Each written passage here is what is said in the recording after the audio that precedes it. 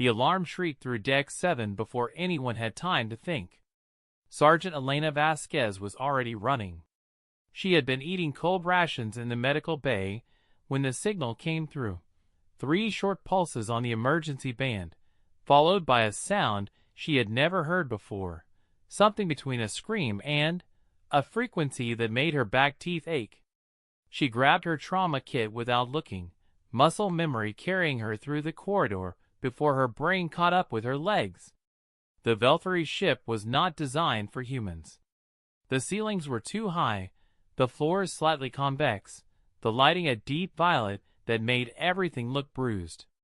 Elena had been stationed aboard the Eternal Meridian for 6 weeks as part of the Interspecies Medical Exchange Program, humanity's first attempt to embed human medics within alien vessels. She had treated 3 cases of Veltari membrane inflammation and 1 diplomatic incident involving a misread gesture. She had not, until tonight, been needed urgently. 2 royal guards blocked the corridor ahead. They were tall, slate-skinned, their 4 arms folded in the posture Elena had learned meant stop without saying it. Their eyes, wide, gold, unblinking, tracked her with perfect stillness. One raised a single hand. She stopped, held up her kit, said nothing. That was the thing she had learned fastest aboard this ship. Silence was not emptiness here. Silence was language. The guard studied her for 4 full seconds, then stepped aside. The chamber beyond was circular, the walls alive with soft bioluminescent patterns that Elena had come to recognize as the Veltari equivalent of ambient lighting. But the patterns were wrong tonight, stuttering, fragmenting, cycling through colors that had no names in any human language. The room was distressed. The room was afraid. In the center, on a low platform of pale stone, lay a child. She was small even for a Veltari, her slate skin so pale it was nearly white, her 4 thin arms limp at her sides. Her chest moved barely. A sound came from her throat that was not quite breathing and not quite anything else. A wet, rattling oscillation that told Elena everything she needed to know before she was even close enough to kneel.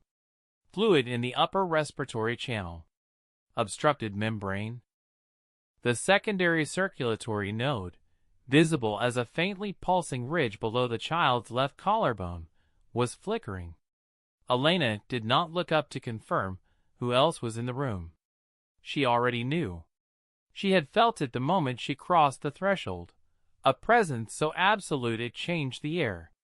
The Veltari Queen, sovereign of the 7 expanses, ruler of a civilization 4,000 years older than the Roman Empire, was standing 6 feet behind her, watching, not moving, not speaking. Elena opened her kit. She had studied Veltari anatomy for 8 months before deployment. She had passed every simulation, every exam, every scenario the exchange program could construct. But simulations did not have a heartbeat. Simulations did not make that sound. She pressed 2 fingers to the secondary node, gently, precisely, and felt the flutter against her fingertips like a trapped moth. The child's golden eyes opened, looked at Elena with the particular stillness of a being too exhausted to be afraid. Elena kept her voice low and even. "I see you," she said, though she didn't know if the child understood. "I'm going to help." She reached for the membrane release compound, a synthetic analog she had prepared herself, approved by the ship's chief physician after 2 weeks of debate, and paused. The compound was designed for adult Veltari. The child's secondary node was flickering in a pattern she had only seen once before, in a simulation marked critical threshold. If she administered the standard dose, the membrane might clear. It might also trigger a cascade event in a circulatory system too small to absorb the correction. If she administered nothing, the child would lose consciousness within minutes. Respiratory failure within the hour. Elena's hands were steady.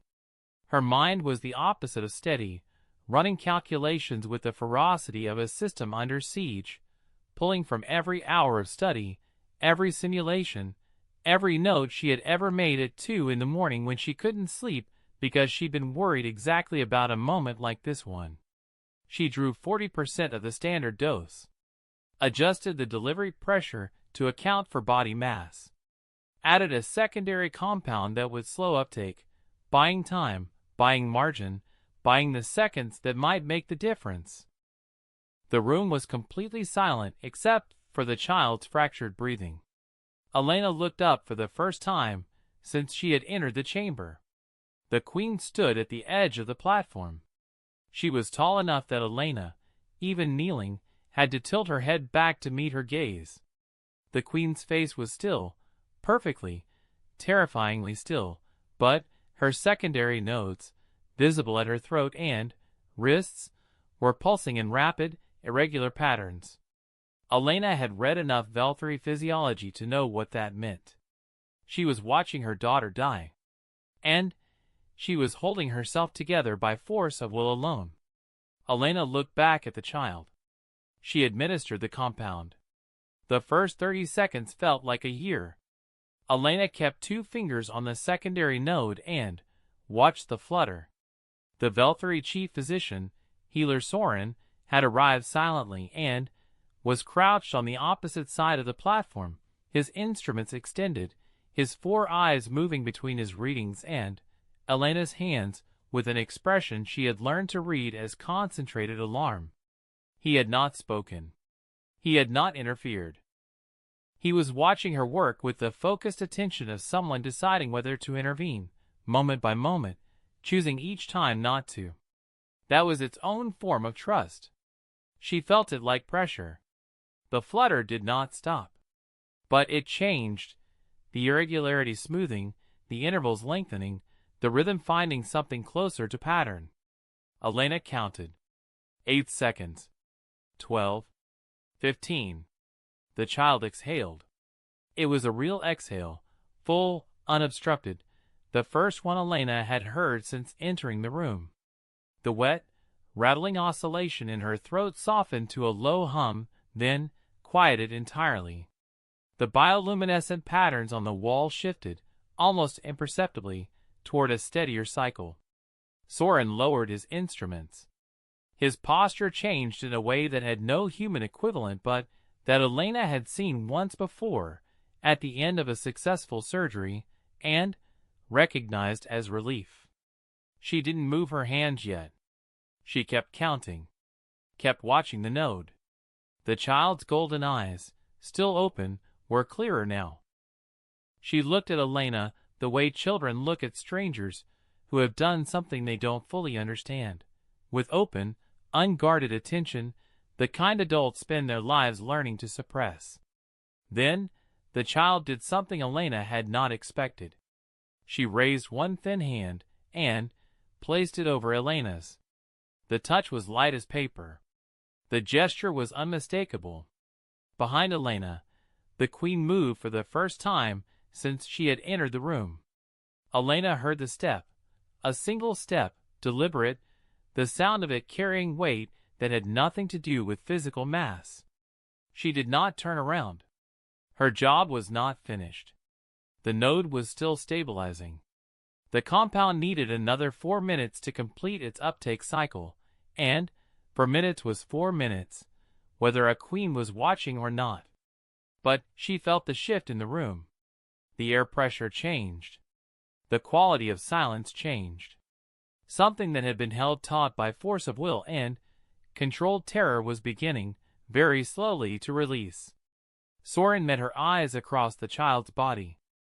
His expression had shifted again, still unreadable by human standards, but in the vocabulary of expressions she had spent 6 weeks studying, Elena translated it as, "She is out of danger." Elena exhaled. One controlled breath. She allowed herself nothing more. She kept her fingers on the node for the full 4 minutes. She watched the pattern stabilize into regularity. She watched the child's pale skin warm almost imperceptibly, the ghost of color returning to the ridge of her secondary node. She listened to her breathe, steadily, easily, the way breathing was supposed to sound. When she finally withdrew her hands, she did it slowly and with intention. She capped the compound, organized the instruments, closed the kit. Each movement precise, each one a form of communication. I am finished. She is safe. I am calm. She stood and turned. The queen was closer than she had expected. Elena had stood in front of dignitaries before. She had been in rooms with heads of state, with generals, with people whose decisions shaped the lives of millions. None of it had prepared her for this. The Queen of the Veltari was not frightening in the way powerful humans were frightening, through aggression or display or the performance of authority. She was frightening the way a deep ocean was frightening, through scale, through depth, through the absolute certainty that what you were looking at operated by entirely different rules than anything you had ever known. And yet, her secondary nodes, at her throat and wrists, were pulsing in a slow, steady rhythm. Elena had never seen them move that slowly. She had seen the pattern in exactly one place, the physiological documentation of Veltari grief ceremonies, where the rhythm signified something the translator had rendered, inadequately, as the movement of something that was almost lost. The queen looked at her. Elena stood very still. She did not speak. She did not bow, because she had been explicitly briefed that bowing was a gesture of political subordination in Veltari culture, and carried implications she was not authorized to make. She did not smile, because smiling was ambiguous, and this was not a moment for ambiguity. She simply met the queen's gaze. Present, steady, accountable. The queen spoke. Her voice was low and resonant, a frequency that Elena felt more in her chest than her ears. Soren translated in a murmur a half-second behind. "You came without being summoned. I came when the alarm sounded," Elena said. "That was my post. You made a choice that my own healers would not make. You modified the compound. Your healers were following protocol. Protocol was designed for standard cases." Elena paused. This wasn't standard. The queen was quiet for a moment. Her gaze moved to her daughter, still lying on the platform, now breathing evenly, her hand folded in her lap, watching the exchange with unclouded eyes. Then the queen looked back at Elena. "You were afraid," she said. "I could see it." Elena didn't hesitate. "Yes. And yet you did not stop." "No." Another silence. The bioluminescent walls had settled into a long, even pulse, slow gold, steady blue. The room had stopped being afraid. "What is your name?" "Sergeant Elena Vasquez." Human interspecies medical exchange, first deployment. The queen studied her for a long moment with the unhurried attention of someone who was accustomed to having all the time in the world and was, for the first time in recent memory, uncertain about what to do with it. "You are a sergeant," she said finally. "Yes. That is a low rank." "It is. It will not remain so," the queen said. It was not a question. It was not a compliment. It was the flat, certain declaration of someone announcing a fact that had not yet come to pass but would, as surely as the next tide. Elena said nothing. There was nothing to say. The queen turned to Soren and spoke 3 words that the translator rendered only partially. Something about records, something about designation, something that Soren received with an expression of profound, barely contained shock before composing himself into stillness. Then the queen looked back at Elena one final time. "You will stay," she said. "Not as an exchange. Not as a guest." She paused. "As ours." The formal designation came through official channels 48 hours later, encoded in a document so dense with Veltari legal language that it took 3 translators and a constitutional scholar 6 hours to fully render it into standard. The title it conferred had not been granted to a non-Velthari in recorded history. Medi-Sovereign of the Royal House. Not honorary. Not ceremonial. Structural, woven into the legal architecture of the Velthari state with the permanence of stone. Elena Vasquez, Sergeant, Human Interspecies Medical Exchange, was now a recognized protector of the royal bloodline with rights, responsibilities, and a seat in the court of voices that no human, no foreign national of any species, had ever held. The exchange program's liaison officer read the document 3 times. Then, he called Elena directly. "Do you understand what this means?" he asked. "I think so," she said. "It means they've made you untouchable. It means any harm that comes to you is treated as harm to the crown. It means—" He stopped, gathered himself. "Elena, it means every government in the expansion will have to recalibrate how they think about humanity. Because you are now legally, constitutionally, part of the oldest ruling institution in known space." She was quiet for a moment. "I just did my job," she said. "That's exactly what they said about you," he replied. "That's why they did this." 3 days after the designation, Elena was called to the Queen's personal chamber for the first time. It was not a summons. It arrived as an invitation. The distinction mattered enormously in Velthari protocol, written in the Queen's own notation, which Soren told her quietly had not been used for a non-family communication in over 2 centuries. The chamber was not what she expected. It was smaller than the throne room, quieter, the walls pulsing in slow amber tones. There were objects on low shelves that Elena couldn't name, relics, possibly, or instruments, or things that were both. The air smelled of something faintly mineral, like rain on stone. The Queen was standing at the far end, looking at something on the wall. She did not turn when Elena entered. The child was there too. She was sitting cross-legged on a low cushion, her 4 arms folded neatly, her golden eyes finding Elena the instant she crossed the threshold. She looked entirely well. More than well. Alert, present, vibrating with the barely contained energy of a child who had survived something serious and emerged on the other side of it unchanged in all the ways that mattered. She said something in Velthari. Elena's translation earpiece rendered it. She came back. It was not addressed to the Queen. It was addressed to no one in particular, an observation, a fact declared to the room. Elena felt something move in her chest that she didn't try to name. She crossed the room and crouched to the child's level. "How do you feel?" The child tilted her head, considered the question with unusual seriousness for someone so young. Then said, through the earpiece, "Like a door that was closed and is now open." Elena blinked. She looked up at Soren, who had followed her in and was standing near the entrance. He nodded very slightly. "It is an old expression," he murmured. "It means she is well. It also means something else, but there is no exact translation." The Queen finally turned. She looked at Elena across the room, then at her daughter, then back at Elena. "She asked to see you," the Queen said. "She has asked every hour since she woke."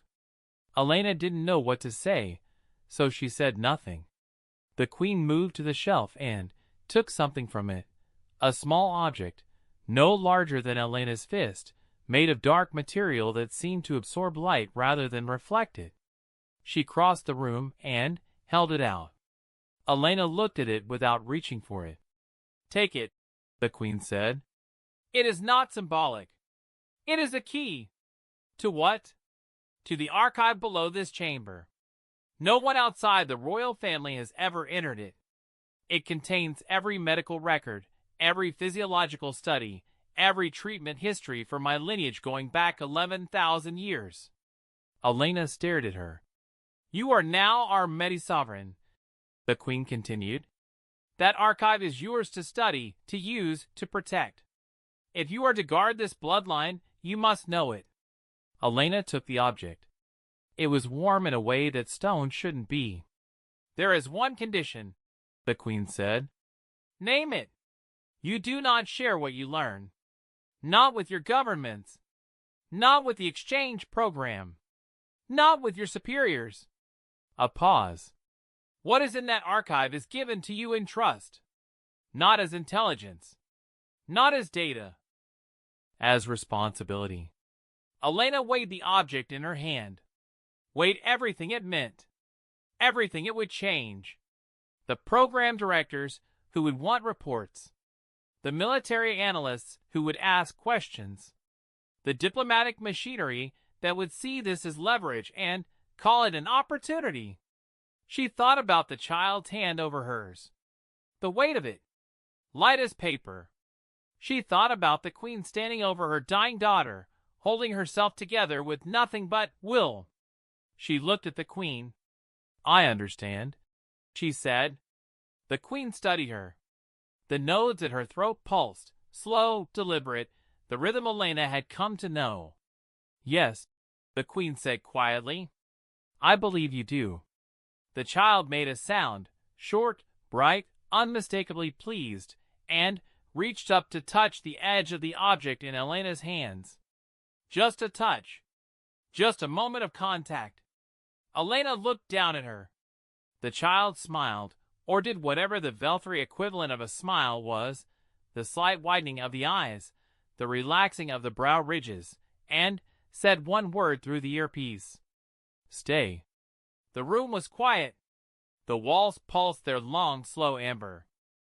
Outside the viewport, the stars of a civilization 4,000 years old burned in patterns Elena was only beginning to learn to read. She closed her hand around the key. I'm staying, she said. 2/2.